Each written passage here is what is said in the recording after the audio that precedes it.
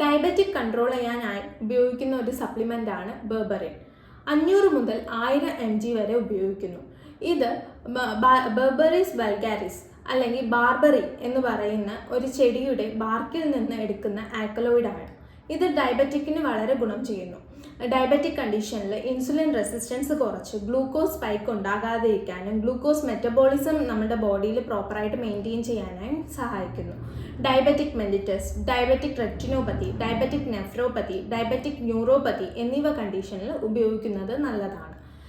Antimicrobial action ഉള്ളത് കാരണം fungal infection, bacterial infection, skin അലർജിക്കും ഇത് ഉപയോഗിക്കുന്നു.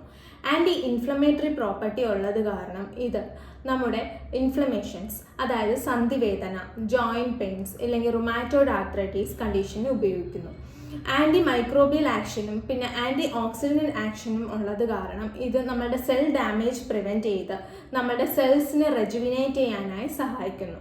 എന്നിവ കണ്ടീഷൻസിന് വളരെ ഉപയോഗപ്രദമായ ഒരു സപ്ലിമെൻറ്റ് കൂടിയാണ് ബെർബറിൻ.